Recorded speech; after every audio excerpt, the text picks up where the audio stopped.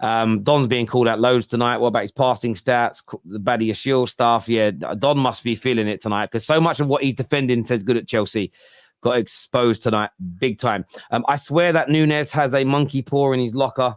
I mean, I felt sorry for him. I felt genuinely sorry for him. No, Terry, no, don't do that because this is what happens. You end up feeling sorry for the guy. Like we've been watching this guy for the last 18 months, and I think now he's 4 proven... times. Did he hit the woodwork? It was 4 times. Yeah, he smacked it 4 times. As in after the second time, I stopped caring as to how many times it was hitting the woodwork. I think when it comes to someone like Nunes, I think he's proven to us all now that he's not a good striker, but what he is super effective.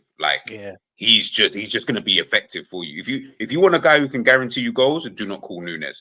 If you want a guy who's going to be effective on the pitch, you call Nunes. So it's just really as to what can work out for you. That's G and I were speaking about this in the group chat. Like we were saying, like there has to be a point where we're like, we can't say he's unlucky all the time. No, he's not unlucky. It's just poor finishing, very poor finishing. And then Ali McCoy makes a good point. Like the first 2 chances, I hear it. Like the first one's a hit and hope. Second one was a good save by Petkovic. But the 2 other ones, like you missed a penalty and you missed a decent header. Like come on. At least no, that's not decent, bro. Man's got to be any somewhat semi-okay striker would be putting that in the net. Like I don't feel I'm looking at that. Those kind of the other chances. I agree with you, of course. Those ones, he had 11 shots and he scored 0 goals. You see specifically that header as well. It's not like it was flashed in, it was glancing. He was coming into the header so he could judge the flight of the ball and everything. That should have just been at least hit the target. At least make it hit the face, bro. Don't hit the floor, just hit your face. You know what he is? You guys have had Darwin Nunes at your club before. Yeah. And when he came in, he was seen as a really good goal scorer. But then he became a workhorse and an essential, effective part of your team. His name was Dirk Kuyt. He is your modern day Dirk Kuyt. Yeah. Yes, well, he is. And I think that if you guys if other people can score the goals, it'll be fine.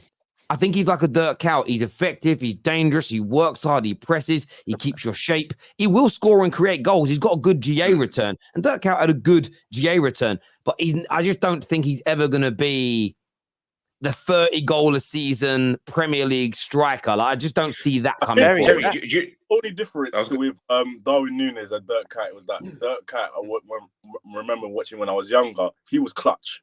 He was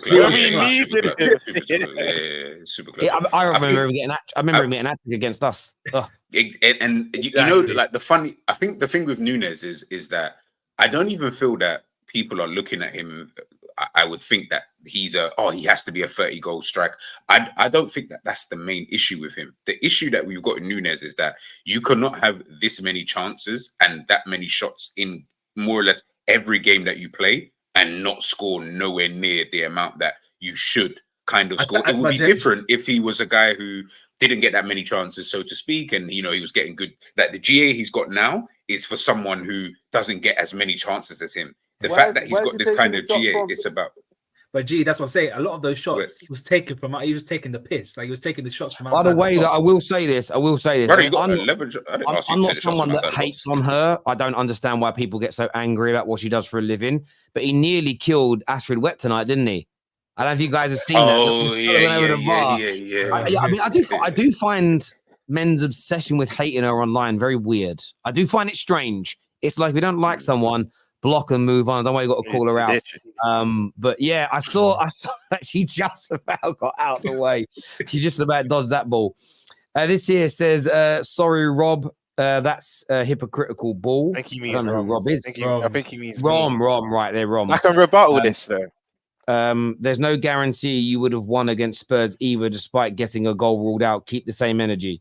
I've always said, even if our goals are allowed, we were the better team. I think we were playing better, but there's no guarantee we go on to win that. So I have kept the same energy with that game, and I rarely bring that game back up. So yeah, that answers your. And we got Alisson as well. Exactly. We got Alisson as well. Yeah, true. What about Diogo Jota with what a clean striker? Gomez should be first choice right left back. Nunes and the woodwork, a lot of chaos, but so unlucky. Listen, Jota's classy, really. I mean, there's a little bit of luck to his goal. He just kind of like steamrolled through. But listen, he's someone I know a little bit, and he's a real good guy. For all the millions Chelsea spend on so-called young talent, Bradley levels above any of them. Listen, I will say this as well. You throw Bradley into that Chelsea team and he'll struggle when there's no clear system and it's not as well drilled. It's harder, but he does look brilliant. Donny here also says, thank God we missed out on Caicedo. McAllister is levels above him in a 6 and he's not even a 6. I think even to rebuttal that, we can't sit here and start acting and pretending as if to say we weren't literally dying to get this player. Klopp literally even came out as of recently and said we tried to get Caicedo. So I think when we start doing the revisionism stuff and start acting as if to say we didn't want Caicedo, we didn't want Enzo and these kind of players, it kind of gets a little bit embarrassing. As you just said there, Terry, if Bradley would have stepped into Chelsea's team, Bradley's not going to be putting in any of these performances. Why? Because Chelsea are not really performing. There's nothing really there for him to be able to come in and say, okay, I can do that. No, I'm not glad, because I think Caicedo is still a fantastic player. And if we had him in our team, of course, for the banter purposes, it's absolutely fantastic. Yeah, but in terms of you gotta love it, from a football perspective, when your own manager has told us that he literally tried to go in for these players, I can't sit here and then try and act like, oh yeah, we never wanted him. We wanted him. Do you get what I'm saying? So I'm not saying that we never wanted him, but when I look at Caicedo, right, just looking at that Chelsea team, especially tonight, and the body language and just everything about this Chelsea team this season, it's worrying. And I've said this for the past couple. I've said this for the past couple of years. This Chelsea setup is embarrassing, right? And at what point are we going to start calling a spade a spade? Is Pochettino getting it right? No. Is there any structure at the club? No. But, and there's a massive but coming, right?